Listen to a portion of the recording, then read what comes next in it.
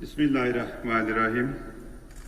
Your Excellency, President of Niger, dear ministers, Mr. Secretary General, Excellencies, brothers and sisters. Assalamu alaikum wa rahmatullahi wa barakatuh. Let me also express our condolences for the passing away of the late President, His Excellency Mamadou Tandja. On behalf of the Asian Group, let me start by thanking the UAE for the very successful chairmanship and congratulating Niger as the new chair.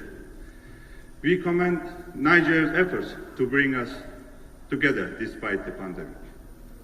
I also thank Mr. Secretary General, my brother, for the successful preparations of these meetings. Dear brothers and sisters, hosting more than 60% of the Ummah's population, Asia has a key role to safeguard the Ummah's global interests. Asia is rising in many terms. I would like to congratulate our Asian brothers who just concluded the largest trade deal of the day. The Ummah should take its rightful place in this rise. With this strength, the OIC Asian Group is committed to joint Islamic action around the world. Dear brothers and sisters, while we still fight with the pandemic, we are encouraged by the reports on new vaccines. Given that nearly half of our members are LDCs, we should advocate that the vaccine should be available for everyone, particularly for the vulnerable.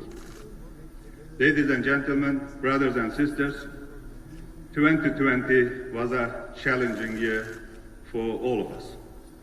In addition to COVID-19, Islamophobia is on the rise like never before, and normalization efforts emboldened Israel and its brutal practices.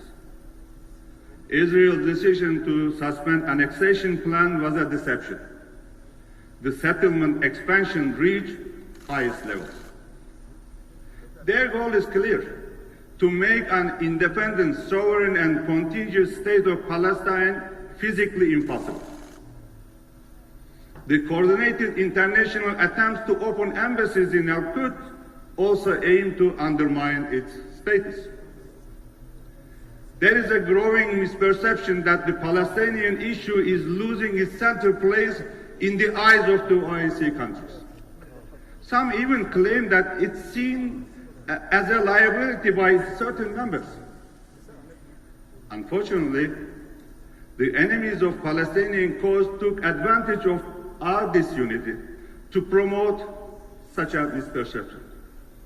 Therefore, we should refresh our common resolve. If we cannot unite on the very cause that lies at the foundation of this organization, how can we defend the unity of Ummah? Who will take our word serious? So the picture is clear. Our credibility is at stake. Dear brothers and sisters, Mr. President, the joint declaration between Armenia, Azerbaijan, and Russia is a promising step towards lasting peace in the region. It reaffirmed Azerbaijan's territorial integrity in line with the relevant UN, OSCE, and OIC resolutions. And we welcome Secretary General's statements on the ceasefire. I invite all to adopt Azerbaijan's revision proposals on the draft resolution regarding Armenia's aggression against Azerbaijan. Honorable ministers, dear brothers and sisters, Islamophobia is on the rise, particularly in Europe. Unfortunately, this trend will not diminish. Islamophobia and racism is fed by anti-migrant discourses. However, migrants and Muslims continue to contribute their communities. The recent example is the development of a COVID-19 vaccine by 2 Turks living in Germany.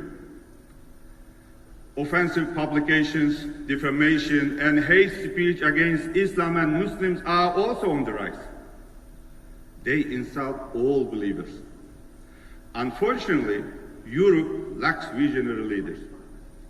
Some even dare to reform our sacred religion.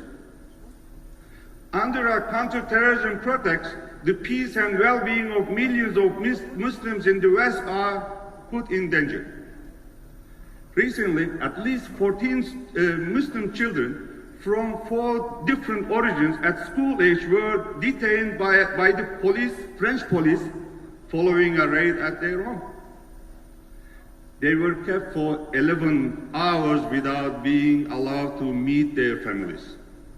They were treated as terrorists. School-age children were treated as terrorists. So what can justify treating children in such an inhumane way? This gives us yet another reason to unite. We must follow the commandment of Allah and hold firmly to His rope all together and do not become divided. Surah Al-Imran, Ayat 103. We must wake up to these dangerous rhetoric and actions. We should send a clear message regarding our red lines.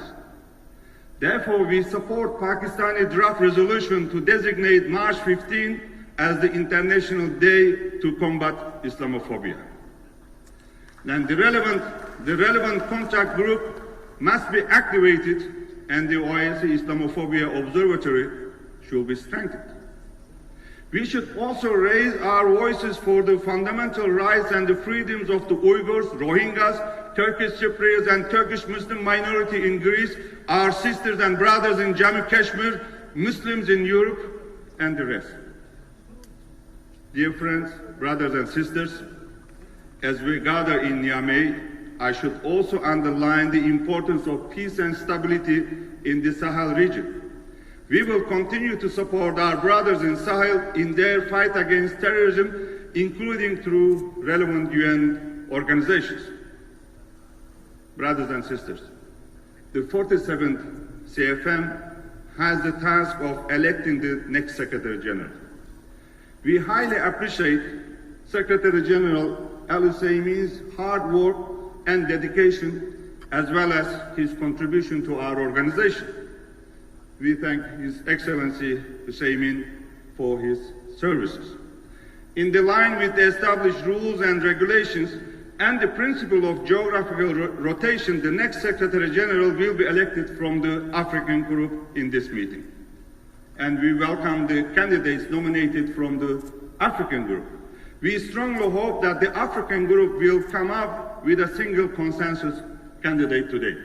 If not, of course, we will have to go for a secret ballot in the CFM among these very good African candidates. I am convinced that the OIC will honor the well-known African dignity by electing the most eligible candidate. On May 26, 1963, our African brothers and sisters stood up to take their matters into their own hands. They acted in unity to support their independence and free themselves from the colonialism. The OIC will certainly gain from this spirit. The ability to act in unity with diversity will strengthen us. Honorable Ministers, Mr. President, brothers and sisters, before concluding, I would like to pay tribute to the late Assistant Secretary General Ambassador Ahmed Sesanyomo, who recently passed away. May Allah rest his soul in peace. While reiterating my gratitude to Niger for the kind hospitality, I wish peace, prosperity, and health for all member states and their brotherly people. Esselamu Aleyküm ve Rahmetullahi ve Berekatuhu.